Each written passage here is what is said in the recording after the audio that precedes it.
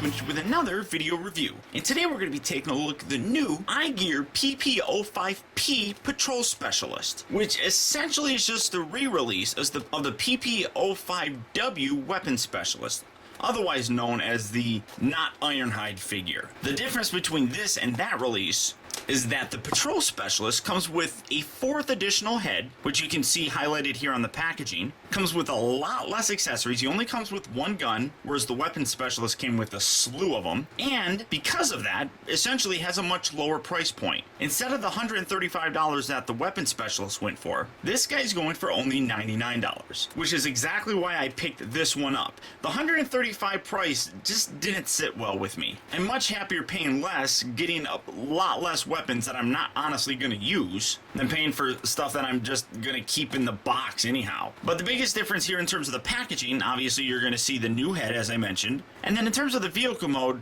this one doesn't have the guardrail like in the front that the Weapon Specialist had. It still has it on the actual toy, just doesn't have it on the packaging for some reason. And as you can see, it says "Till all are fun," which is their tagline, which is absolutely hilarious. You got the information there, you got information there, you got a nice up-close image of that new alternate head that he comes with, which is pretty cool. I don't understand why we have it, but whatever. You got the warning here on the back, then on the, or I'm sorry, you got the warning here on the bottom, then on the back, you got a nice wire image here of the robot mode, vehicle mode, as well as the 3 additional heads that he comes with. Then you also have a really big bio here, which I'm not going to read, but if you are interested in knowing what it says, go ahead and click down in the video description and I'll have this entire thing written up for you so that you can learn all about the Patrol Specialist. But that's about it for the packaging on him. There you have it, so let's get him open and see how cool he actually is. Alright guys, so here we have the Patrol Specialist open up and out of its packaging, and in addition to the instructions, you also get the very nice, very thick credit card thickness kind of tech spec card. You got a nice image of the Patrol Specialist there. Flip around the back, you got those same wire images as well as the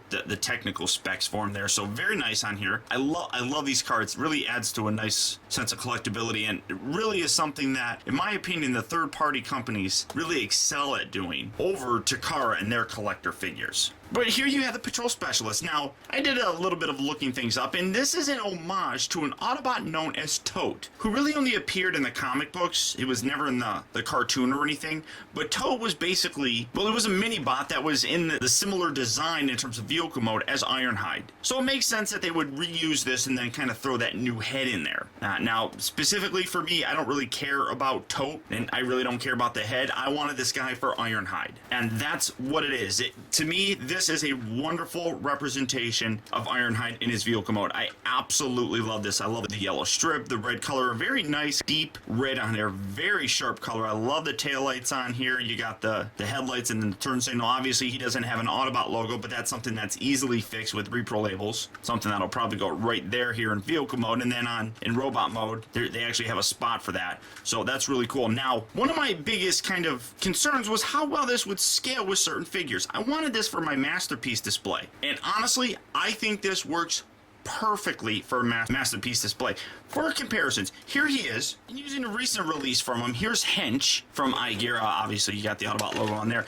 The scale on here, not bad at all. This is a smaller kind of all-terrain vehicle. This is a van, so this is going to be a little bit smaller, so this works very nicely. But looking at official masterpiece figures from Takara, here you have him next to Lambor or Sideswipe, and again, the scale is wonderful. Just about perfect all the way around, I think. And one way that you can really illustrate that further is using Spike. Now, granted, Spike is probably a little bit smaller when you compare it to the cartoons, but in terms of vehicles, this is about right. I mean, he's a small little guy.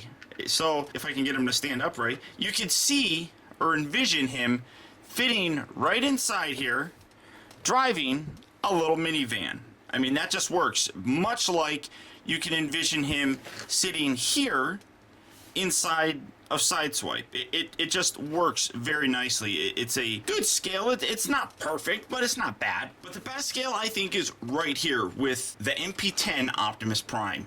Now, for a comparison, again, you can see that obviously a semi-truck is going to be much bigger than a little minivan sort of thing. But this is just about perfect, I think. It's not exact, but it's within earshot. And that's what I really absolutely love. Now, I know a lot of people are choosing to display display this in their classics display, but I think masterpiece wise, it works so much nicer. And you can see you got the chrome on here, much similar to the masterpiece figures. He actually does come with die cast, which is very nice. Everything on here just really does confirm my choice to display this with my masterpiece Transformers. Now for his accessories, he does come with just the one.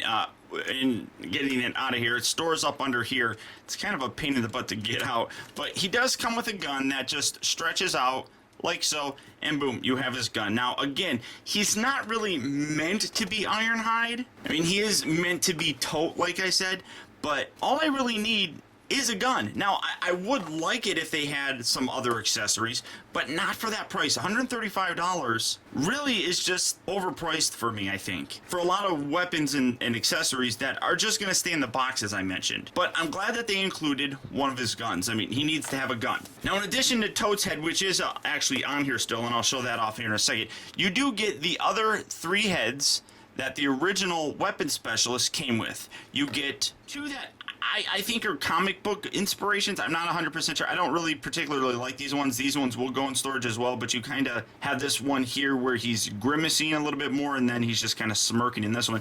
And then the best one is this one. This is the Ironhide head. This is an absolute wonderful representation of Ironhide. You do see that all of them have light piping, and it's actually not the greatest light piping, but it still has it. But this is, as I said, an absolute wonderful representation of Ironhide head, and this is the head that's going to go on the figure and what will stay there forever. Now, being that this is essentially a masterpiece sort of figure, the transformation also is a much more involved transformation than what we get with some of their mini warriors. And he is a little bit, I don't want to say nerve-wracking to transform, but there are some parts that are going to make you kind of nervous doing it. So first, what you want to do is just lift these little bits, get those up just like so, and come around here. You can rotate these wheels all the way in, and come around here to this section, and you basically split this, and in doing so you're going to loosen up all these little bits up here. Just kind of pull that apart, and then you're going to separate it here. In here, like I said, all these little bits tab in, and then you just take this section, pull this out, and then you're going to expose his arms and everything. Come down here, you're going to fold out his little feetums. Fold this little bit up like so. There's fetum number 1, and there's fetum number 2. You come around here to the top section, and again, you're keeping this spread out, and then you want to stretch out this leg. Do that on this side as well. And this part right here, these little panels, really do make me nervous. First, you want to rotate them all the way around, just like so. And it's really very, I don't want to say fragile, but these little rods here definitely make me nervous, and it's not something I'm really very thrilled about doing. So you're going to rotate that around, and then you're gonna just kind of poke those all the way through. Do that on both sides. Make sure you get the legs all the way straightened out, and then just rotate these kind of underneath like so, and then straighten out his legs like that. Get the feet straight. Come around here to the back, and again, it is nerve-wracking to do this. What you want to do, get this out of the way, and then you're going to have right here a little post that is going to peg in on the inside here of this other red panel. You want to bend this and then fold this down, and then you want to keep it. You can kind of see well, it's hard to see. You kind of have this little divot on this side. You want to kind of line this up so that as you bring it down, this rod is going to kind of go through that divot there, and then just push that all the way in, lock that in. And then when you have it like so, you're going to bend this down, and you can see you're going to accordion this rod down like that. Hopefully you could see that fairly well. Let me do it again on this side. So again, you want to position this where the rod will be going inside the little divot here on the inside of that red bit. Get that out of the way, bring that all the way down, peg that in, and then when you have it like so, just kind of push it up, kind of wiggle it a little bit, push it just like that. It's it's nerve-wracking because I don't know how strong these posts are. If these were metal rods, it would make me feel a whole lot more safe. As it is, the only metal bit right on the figure is this section right here. This is die cast, which is nice, but I really wish that those rods were also die cast. So we're gonna bring it down and then swivel this, straighten out the legs here, and you're gonna bring this all the way in, and that's gonna push together just like so. And here basically you have the legs. Now getting that around. Like I said, get that all the way straightened out. You can angle that up, and as I said, here you have his legs pretty much done. Coming up to the top, you want to make sure that you keep these windows out, which these are also really nice. You got a nice silver paint here on the inside, which very cool. Then kind of lift this, just kind of flop that up, then bring this down, loosen this panel. This is kind of a pain in the butt. Loosen that up, give that a little pull on both sides, then rotate this out. Now if you have this side view mirror, if you have that down, it won't go all the way. That little bit right there kind of catches it, so you want to keep them all the way out. Then you can fold it all the way. Then if you want to, you can tuck that panel in. Then just bring the arm down, rotate this to the back section, take these arms, rotate them down, and actually you want to keep the screws on the inside, so rotate that around like so, and then rotate the fist around like that. Do that on this side, loosen that up, rotate this all the way out, make sure that the side view mirror is all the way out, rotate that around, flop that. You can then bring this in, fold that down, put that on the back, rotate that, straighten it out. Again, keep the screws on the inside of the body, rotate that around just like so. Then take this section here, you're going to rotate this all the way around, come around here, take this, rotate that back. You're exposing his head. It was all the way down here. When you bring it up, just kind of tuck it up under, tab that down, bring this back. This is the part where I just kind of fiddle with everything and kind of line everything up, getting it all positioned right. Get that around the side. Now, this is the way that they actually show you how to transform it. Some people have complained about this. Now, there's some weirdness up in here because there's a hinge here, and then this section here kind of hinges.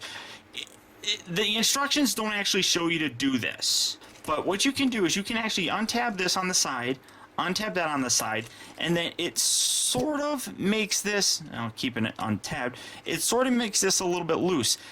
This part here is also nerve-wracking. Now, if you aren't comfortable doing it, don't do it. But you can bring this around if you angle this back and keeping this where you're able to bend it.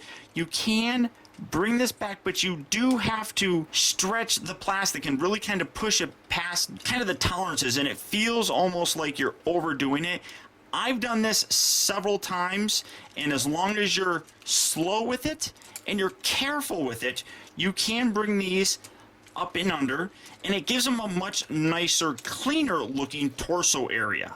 Then just straighten this all the way out again, bring these all the way down, rotate that down, and then this actually comes around and you have a little peg here that pegs into here. Now, the instructions also show you, just kind of push that in there, to separate these.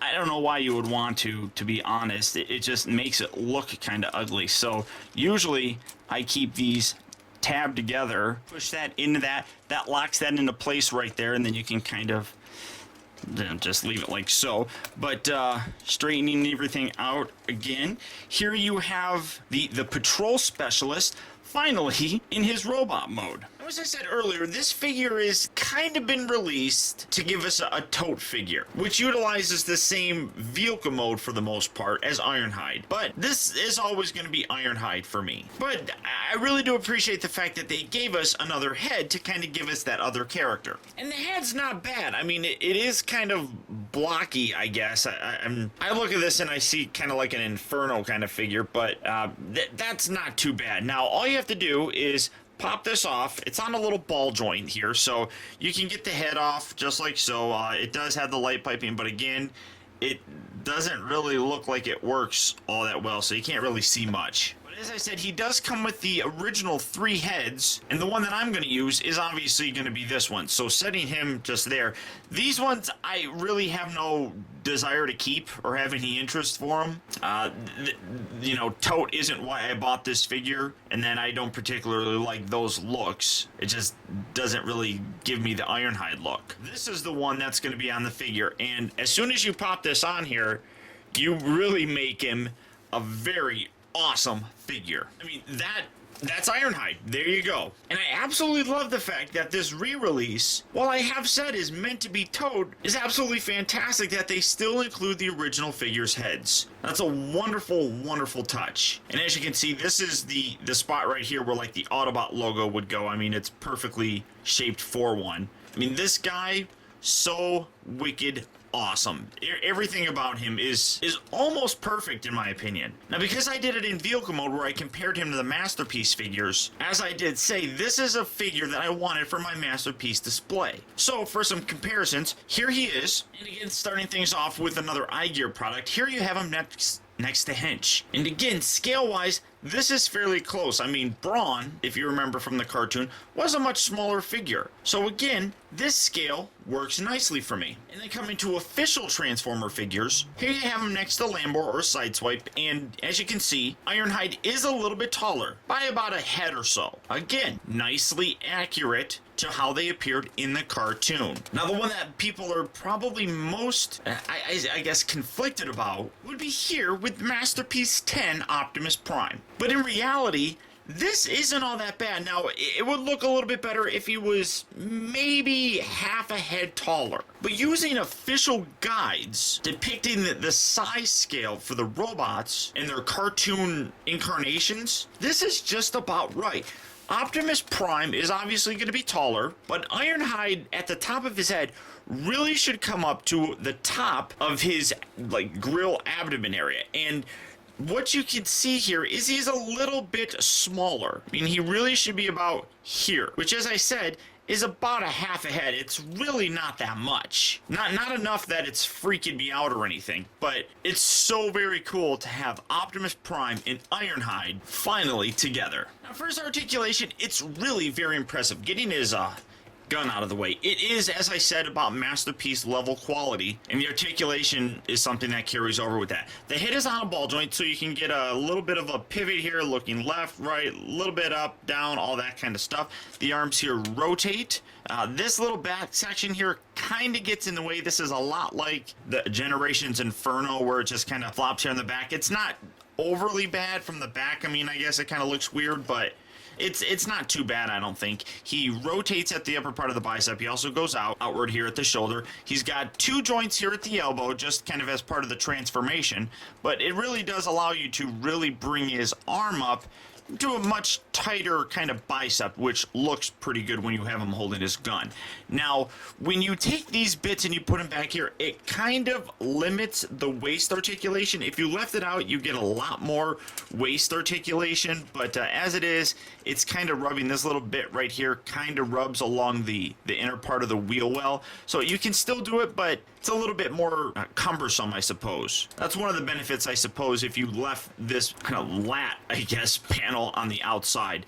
His hips move in and out there on ball joints, so you get a nice range of motion. You get the little flaps right here that move forward to allow for fuller range of motion. He also rotates at the upper part of the thigh. He bends at the knee, and then the foot or the fetums are on some, I think, ball joints inside there. It's hard to kind of tell. You got his heel spur here, which is a nice die-cast metal, as I mentioned before, so very nice figure. I mean, this is just about everything that I would want in an Ironhide figure. Now, if Takara and Hasbro to get together and actually make one of these, I'm sure I'd pick that up as well. This does not dissuade me from ever picking up something that would be officially released. Just until that happens, this is a nice placeholder for me. Now, as I mentioned, he doesn't come with all the accessories that the weapons specialist has, but you still have these little clips on here that you can open it up, and then you see some panels. Well, you got a little hole right in here. There's a little clip bit right there. This one right here looks more like it's actually a communicator of sorts. You got some buttons or something right there, and then I do believe the repro labels have have stickers where you can put him communicating with someone. So it's really up to you what you want to do for the aesthetic of him, you know, and fancying him up, I guess. But everything about this figure is absolutely wonderful. There are parts that do make me a little bit nervous, such as these little back panels with the rods, and then these bits right up underneath here. But overall, it's really a nice figure and well worth picking up. I suppose if I was gonna pick a major nitpick, is all the black on here. I really kind of wish it was a silver or maybe even a very light gray. That would just go along a lot more with his cartoon look. And I know this is gonna sound kind of weird, but he's also got rubber tires. Now, recently I discovered on my MP10, which is an official Transformer product, every single tire has split, and split perfectly in a X shape, almost looking like it was glued together in 4 different halves. I really wish that they would stop using rubber tires. They're nice, but something about them just isn't working anymore. I don't know what it is. I really would prefer actual nice hard plastic tires. I understand it gives a better kind of more, I guess, collector friendly feel for them, but when the tires are breaking, I'm not liking it. Now, this figure hasn't had any of those problems, and I'm not saying that it will, but it's something that is going to always make me concerned. But now to transform him back into his vehicle mode, what you want to do, rotate the arms around like so, and then rotate the hands like that. Do that on both sides of it. Now, this is why I do transformations both ways, because a lot of times one way to transform them is a little bit more difficult than the other way. This one definitely has that going with them. The legs are a little bit more of a annoying mess when you're trying to transform them. So just lift this, untab this from there. You're gonna take the head, rotate that back, just kind of flop that there, lift this up, bring these back, and then get that lined up, open that up, bring that all the way in, just like so. You're going to rotate these arms around, and then they accordion upward like so, so that this little clip section here is on the top. So do that on this side as well. You'll tuck the head down later on. You can't really do anything with it now. Get these, I should have rotated that around. There we go. Bring that in. You can rotate this section around and put it on the outside. Again, rotate this around and then bring this up just like so. And then when you bring that in, you can then take the head, put that down in between the shoulder blades like so. Kind of straighten this out. And again, you gotta reach in here and then pull these side panels out. Now, if you didn't actually put those down, you don't have to worry about that step. That's just an extra step that I have to do. So again, do that. Oh yeah, don't tab that in yet. That way you can still actually flex this back section a little bit, giving you a little bit more clearance, and boom. Then tab that in like so. Then rotate this entire upper torso bit all the way around. Bring this section down. You're going to line this up and tab these sections in, and it's kind of, oh, keep that straight, get that tabbed in there like so. Do that on this side as well, lined up, give it a nice little push, flop these little crotch things up, loosen this section, bring it up. You can then take these wheels, rotate those out. It doesn't matter really when you do that. Rotate this down so you're going to have it flat like so. And then again, the legs, this is the, I guess, tricky part. Angle this back where you're going to pull it straight out like so. Take this section, untab this, angle that out, then bring this around, keeping this straight, and then you rotate it around something like that, and then bend the knee, then accordion it down and in. It's a pain in the butt. Rotate the foot back. You can do that on this side as well. Rotate the foot up and in. So again, you want to straighten this out, angle this out like so, bend this down, rotate this around the inside of his leg, just so that you're poking it out through the opposite side. Take this leg, you're going to accordion this down and in like so. Keep all this lined up, and see, it's a bit of a pain. It's a bit of a pain, I'll be honest. Keep this all the way back. Come on. Keep that all the way back, and then you can bring the arms up, and you want to line those up and get these little... See, the legs, they're the most annoying part. They really are. Getting everything properly aligned is a giant pain. It really is. But I mean, I guess we're kind of used to that with some Transformers too, so I guess it shouldn't be too much of a pain. Get these out of the way so you can bring these arms inside here. Keep this up. Keep that up. There we go, guys. And then you're going to bring that in like so. Do that on this side as well. And then when you bring that in, at that point you can really kind of angle these together and then squeeze the two halves together. But yeah, see, then now you're gonna rotate that around anyhow, so rotate that around. Come on.